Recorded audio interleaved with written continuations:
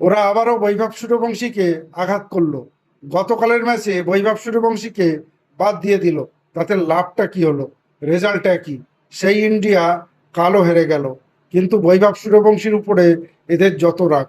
বৈভব সূর্যবংশী খেলছিল বলেই team India হেরে যাচ্ছিল, মানে এটাই তারা ভেবে রেখেছিল। কালকে সঞ্জু স্যামসনকে খেলানো হয়েছে, খুব ভালো কথা, কিন্তু বৈভব সূর্যবংশীকেই বাদ দিয়ে কেন সঞ্জু স্যামসনকে খেলানো হবে?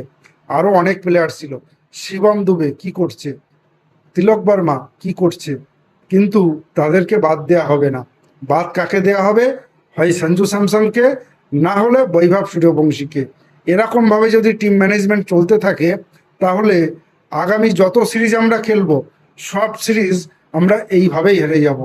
বৈভব সূর্যবংশী মাত্র 3টে ম্যাচ খেললো, তাতেই সব কিছু প্রুফ হয়ে গেল যে এই ছেলেটা কোনো কাজে লাগবে না, আর বাকি সব প্লেয়ার ঠিকঠাক আছে। তাহলে কেন হেরে গেল টিম? জবাব দাও।